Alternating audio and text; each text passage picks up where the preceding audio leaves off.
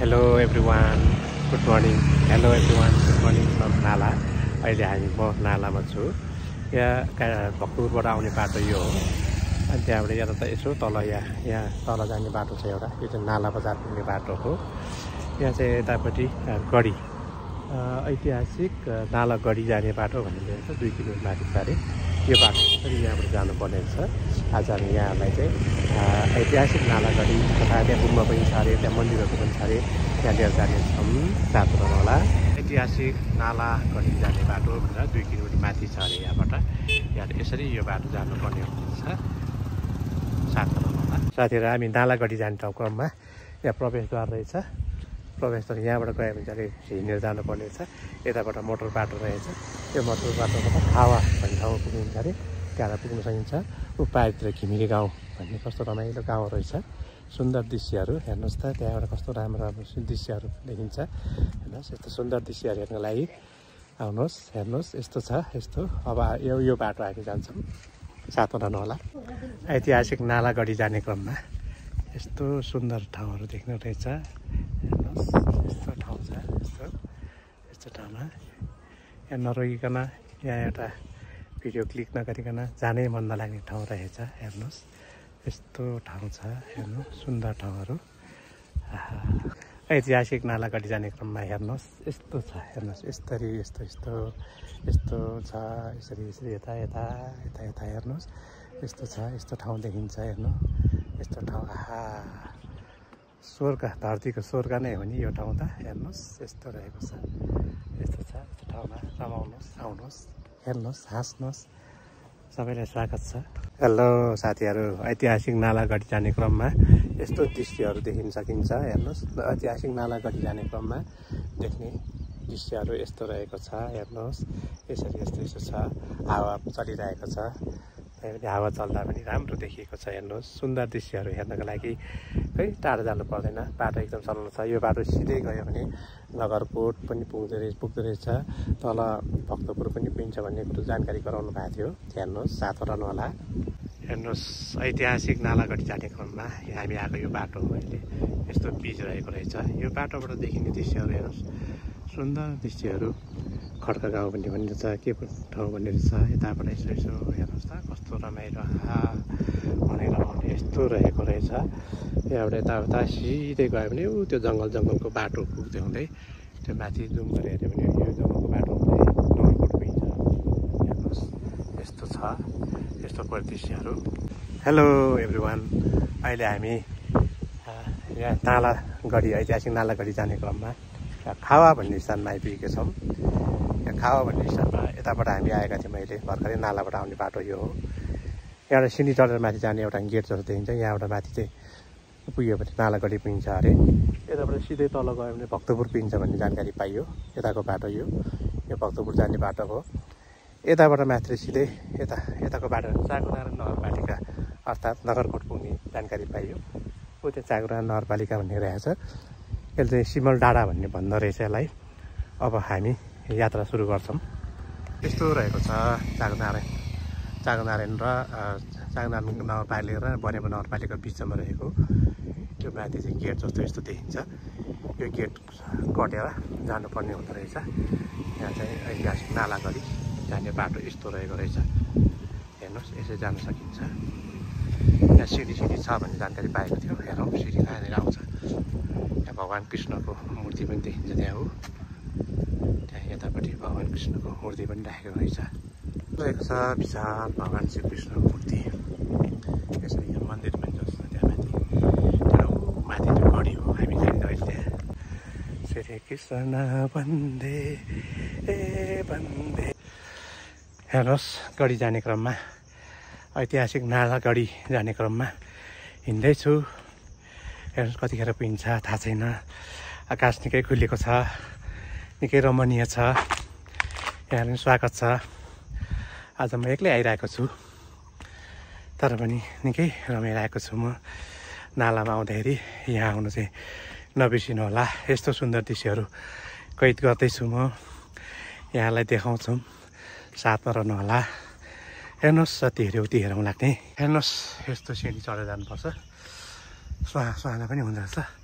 निकै बेर हिँडिसक्यो कतिखेर आइपुगिन्छ थाहा छैन 7 बनाउनु होला अघि तल चाहिँ यहाँ नालागढी ऐतिहासिक नालागढी जाने बाटो भनेर ठाउँ ठाउँमा साइनबोर्डहरू देखिन्थ्यो तर यो ठाउँमा चाहिँ रहेनछ तर दुई तीन ठाउँमा यताबाट पनि जान सकिन्छ हिँडेर पैदल भनेर देखाइरहेको थियो तर अझ माथिबाट गइयो भने चाहिँ धेरै हिँड्नु पर्दैन भनेर जानकारी आइएकोले हिँड्दै गरेको यता चाहिँ अहिले म प्रवेश गरेको ठाउँमा चाहिँ थिएन यो ठाउँमा हेलिकप्टर पनि धेरै उड्दो रहेछ खाने र के हाने यस्तै छ हजुर हेर्नुहोस् यस्तो देखिन्छ यसरी यस्तो भ्यूहरू हेर्दै हिँड्नको मजा अर्कै आउँछ हेर्नु सुन्दर हावा सुन्दर हरियाली वनपाखा त्यसपछि स्वस्थ हावा फेर्न पाउँदा मनै आनन्द हुने रहेछ यहाँहरू पनि यस्तो मन आनन्द हुनलाई आनन्द गराउन लागि आउन सक्नुहुनेछ हेर्नुहोस् जति माथि गयो उति आनन्द आउने रहेछ घरबाट पनि म एक्लै आएको थिएँ यहाँ पनि घडी जाने मान्छेहरू न आउने मान्छे छन् न फर्किने मान्छे छन् म एक्लै हिँडिरहेको छु यो घना जङ्गलमा तैपनि मलाई कुनै गाह्रो कुनै अप्ठ्यारो भएको छैन अलि श्वास चाहिँ बढ्दो रहेछ यो उकालो बाटो हिँड्दाखेरि यो दृश्यहरूले गर्दाखेरि उकालोको महसुसै नहुने रहेछ जति हेरौँ यहाँ आँखाहरू कहिले नथाकिने पो रहेछ हौ आउनुहोस् है साथीहरू तपाईँहरू पनि आउनुहोस् चिरचिर चराहरूको आवाजले यी सुन्दर दृश्यहरूले मनै फुरुङ्ग भएको छ निकै बिहान जाडो थियो बिहान निकै पानी परिरहेको थियो त्यही भएर बाक्लो ज्याकेट लगाएर आएको गर्मी भइरहेछ हेर्नुहोस् यस्तो देखिन्छ दृश्यहरू सुन्दर दृश्यहरू हेर्नुहोस् जङ्गलमा चराहरूको चिरचिर आवाज हावाको सुरसुर हावा आउने कस्तो आनन्द आइरहेछ हेर्नुहोस् त यस्तो देख्नु पाउँदा निकै नै मन प्रफुल्लित हुने नै भइहाल्यो यहाँहरू पनि यस्तो मन प्रफुल्लित पराउनलाई आउनु होला हेर्नुहोस् यस्तो छ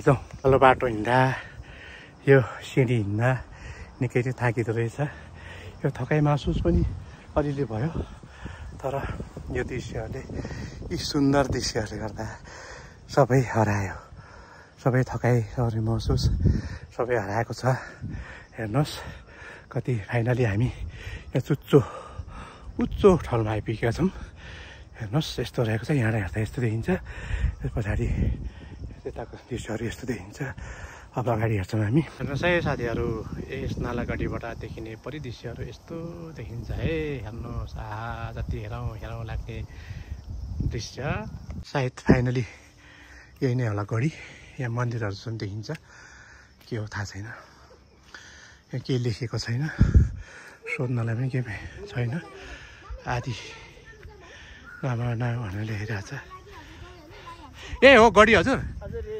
ए गढी भने के छ त्यहाँ चाहिँ हजुर हजुर यस्तै बस्ने ठाउँ ए तोप त केही छैन तोप गोली सोली के छैन नि हजुर हजुर कहाँदेखि आउनुभयो हजुर ए हजुर यस्तो रहेछ जङ्गल मन्दिरहरू रहेछ योभन्दा माथि पनि डाँडो छ भन्ने जानकारी पाइयो तर मन्दिर सन्दिर के पनि छैन अरे यता हेर्नुहोस् यस्तो छ ओम नमः शिवाय आदिनाथ महादेव भनेर लेखेको छ त्यहाँ यस्तो छ गणेश भगवान्को मन्दिर छ यस्तो छ गणेशको मन्दिर ठिक नालागढीमा रहेको नालागढीको टुप्पोमा रहेको महादेव यस्तो हुनुहुन्थ्यो हेर्नुहोस् यस्तो छ महादेव स्थान यहाँ चाहिँ मन्दिर बन्द भएको अवस्था यस्तो रहेको छ पूजाआजा हुँदो हो यहाँ सोध्नलाई यहाँको बारेमा सोध्ने कोही पनि हुनुहुन्न कोही पनि देखिएन यस्तो छ फाइनली साथीहरू हामी यस नाला ऐतिहासिक गढीमा आएका छौँ फाइनली यस्तो रहेको छ गढी अघि पनि देखाइहाल्यौँ यतातिर मन्दिरहरू थियो मन्दिरबाट यसो अलिकति यता गएपछि यस्तो ठाउँ रहेछ पुरै सल्लाघारी रहेछ अनि सल्लाघारी गएर यता पनि केही भगवान्हरूको थान भन्छ के अरे भगवानै भनौँ न अब लोकले मानिआएका देवी देउरालीहरू सायद भूमिथान हो कि सिमे हो कि के हो थाहा छैन, भूमि पनि हुनसक्छ। अब यस्तो डाँडो डाँडोमा चाहिँ भूमिस्थानहरू भूमिथानहरू हुने गर्दछ। या जय भगवान्, भगवान् अब कुन भगवान् हो त्यो चाहिँ थाहा छैन, त्यही पनि भगवान्लाई नमस्कार गर्छु यहाँबाट चाहिँ। सबैको जनजनको कल्याण गर्नुहोस्, जनजन कल्याण गर्नुहोस्। यस्तो रहेको रहेछ भगवान्हरू, यसो स्थापना गर्नुभएको रहेछ। यतापट्टि यता पनि छ कुनै भगवान्हरू, यो चाहिँ सायद पोखरी जस्तो खनिएको रहेछ। यसरी छ, यसरी हामी अगाडि बढ्दैछौँ। यहाँबाट पनि माथि अझै माथि डाँडो, पुरै डाँडो, यो गढी डाँडो भन्दो रहेछ। अब डाँडो यहाँ माथि चाहिँ केही पनि छैन अरे, बस्ने ठाउँ हिँड्ने ठाउँ यस्तै चौरी छ अरे भन्ने सुनेको छु। म चाहिँ पहिलोचोटि आउँदैछु। यो तल त धेरैचोटि आइयो, तर गढी चाहिँ यसरी चढेको थिएन। आज गढी चढ्न पाउँदा साह्रै खुसी लाग्यो। यहाँहरू पनि आनन्दित हुनुहोला, निकै रमणीय छ। अब यस्तो दृश्यहरू हेर्दै हेर्दै हेर्नुहोस्, यहाँहरू पनि रमाउनुहोस्, साथीहरूलाई पनि ल्याउनुहोस्, आफू आउनुहोस्।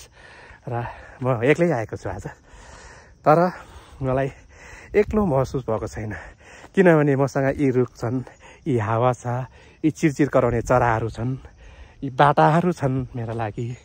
यी चिरचिर कराउने चराहरू छन्, घाम छ हेर्नु, बाटो छ र म छु। मलाई साथ दिने यी रुख बिरुवाहरू, यो हावाहरू धेरै रमणीय लाग्यो, धेरै खुसी लाग्यो। यहाँहरू पनि रमाउनुहोस्, आउनुहोस्। धन्यवाद, साथ पनि दिनुहोस्। भाइ नमस्कार। भाइहरू कहाँदेखि आउनुभयो? हामी नालाबाट। ए हजुर, शुभ नाम बताइदिनु नि यहाँहरूको। मेरो नाम निर्जल खड्का। मेरो चाहिँ श्रेयस ढुङ्गाना। हजुर धन्यवाद। कस्तो लाग्यो त गढी हजुरलाई? राम्रो गढी, राम्रो हजुर, फ्रेस भइन्छ आएर हैन, पिसफुल छ है। यो अझै यो हरियो हुन बाँकी रहेछ अहिले, अझै महिनातिर हरियो हुँदाखेरि यो झनै ब्युटिफुल देखिन्छ। झनै ब्युटिफुल देखिन्छ हजुर। धेरैचोटि आउनुभयो हजुरहरू? हामी धेरैचोटि हजुर, नजिकै हुनुहुन्छ हजुर होइन? अनि आउन चाहनेहरूलाई केही सन्देश दिन चाहनुहुन्छ? आउनुहोस्, रमाइलो गर्नुहोस् होइन। हजुर, फोहोर चाहिँ नगर्नुहोस्। यहाँ आजकल चाहिँ उता हेर्नु न, बोतल फोहोर फाले हुन्छ होइन। हजुर हो, त्यो चाहिँ सफा रहोस्। अरू त इन्जोय गर्नुहोस्, पिसफुल ठाउँ हो। यहाँबाट आउनलाई चाहिँ नालाबाट 2 किलोमिटर छ। यता नगरकोटबाट आउन सकिने रहेछ होइन भाइ? नगरकोटबाट आइन्छ, यता बनेपा कि कहाँबाट आउन सक्छ अरे? हजुर, धेरै अब चारतिरबाट बाटो रहेछ। सबभन्दा नजिक चाहिँ यो बाटो लाग्यो, तिन्दो बाटोबाट आउँदाखेरि। त्यहाँ त साइनबोर्डहरू केही पनि राखेर हिँड्छ, भर्खर बनाउँदै होला होइन? हुँदैछ हजुर। ल केही सन्देश दिन जान्छ, अब सन्देश त दिइहाल्नु भयो, यहाँ फोहोर नगरिदिनु होला होइन, सभ्य भएर होइन। अनि आउनुहोस्, रमाइलो गर्नुहोस्, हजुर, इन्जोय गर्नुहोस्। अब यहाँ अब यस्तो हावा छ होइन, साथीहरूसँग ग्रुपमा आएर मजाको गफ गर्ने हो। अनि ड्राई पिकनिक त्यस्तो गर्दा ड्राई पिकनिक गर्दा नै हुन्छ हजुर। धेरै राम्रो ठाउँ छ यो चाहिँ। हजुर, थ्याङ्क यू।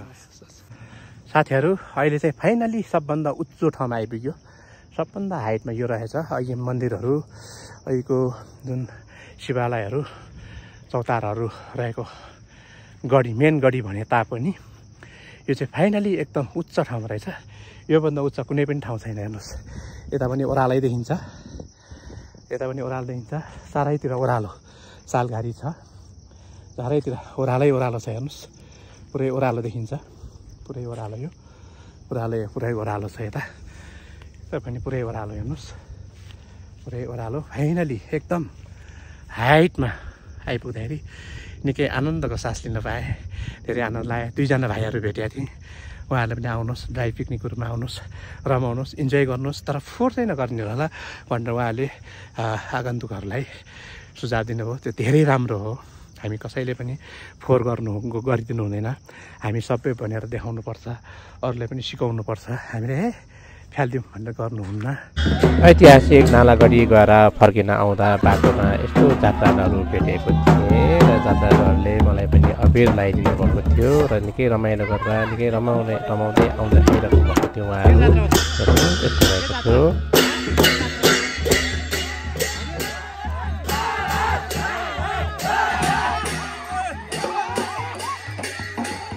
देवा वल्ला देवा वल्ला वल्ला वल्ला देवा वल्ला वल्ला वल्ला देवा वल्ला वल्ला वल्ला